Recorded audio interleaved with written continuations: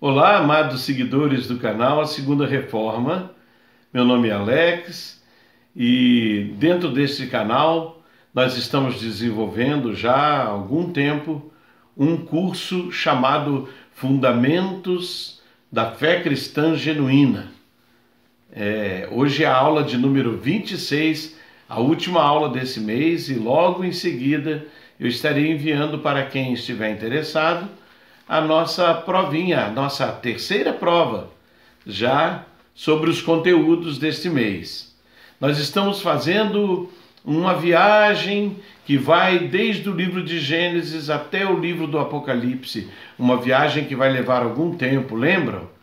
Já passamos por algumas coisas que vão desde a criação até na aula passada, quando eu falei sobre um lindo personagem bíblico que tem muito para nos ensinar, que é José, chamado em hebraico Yosef.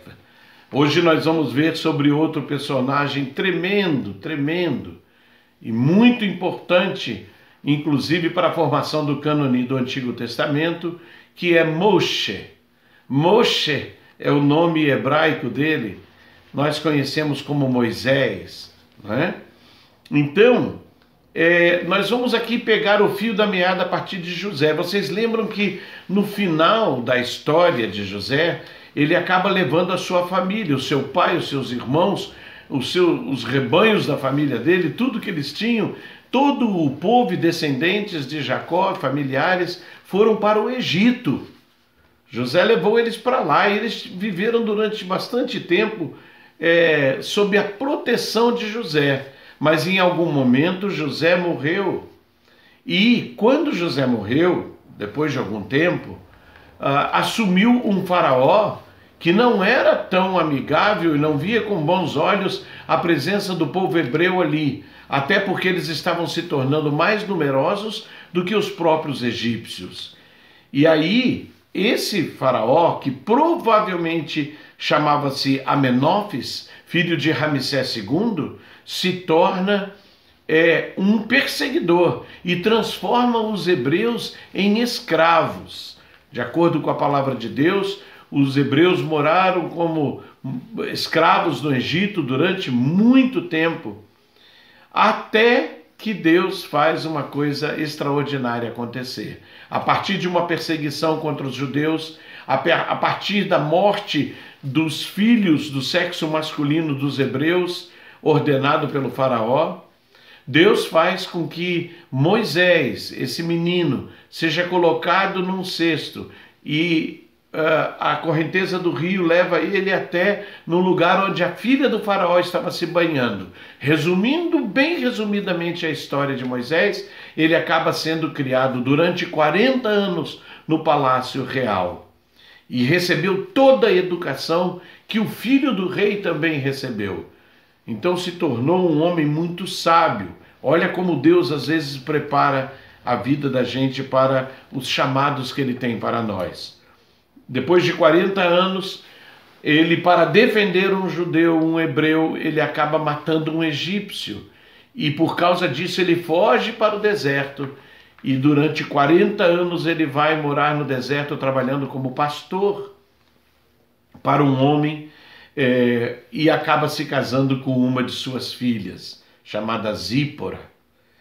Lá nesse deserto, lá nesse lugar onde ele foi parar, fugindo de uma punição no Egito, ele é chamado por Deus. Deus o chama para tirar o seu povo da escravidão no Egito.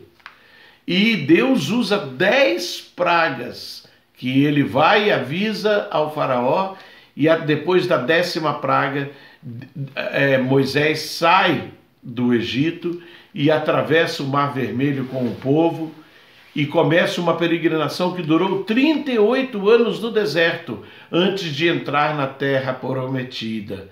Ele estava cumprindo aquilo que José havia pedido antes de morrer, que o povo dele voltasse para a terra prometida um dia.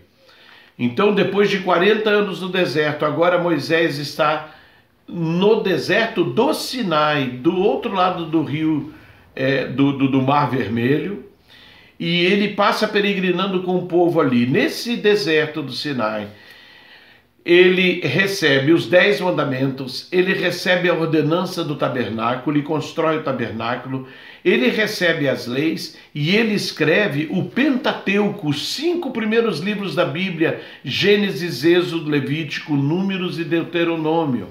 Um homem que tem uma importância, como eu disse a vocês no início dessa aula, extraordinária, não só para a composição do cânone do Antigo Testamento, mas para a constituição da base da fé judaico-cristã. Então, o livro de Gênesis, de Êxodo, vai contar desde o primeiro capítulo até o final a história desse grande personagem chamado Moisés, ou Moshe, na língua hebraica, e nós devemos muito a este homem. Os judeus e os cristãos devem muito a ele. Muito do que nós cremos hoje vem daquilo que ele fez, daquilo que ele escreveu e do chamado que Deus tinha para com a vida dele. Até que ele entrega o cajado para Josué. E isso vai ser assunto da nossa próxima aula. Deus abençoe vocês. Preparem-se para a nossa prova. Na nossa próxima aula eu vou estar fazendo um resumão do que vai cair na prova. E Deus abençoe vocês. Shalom.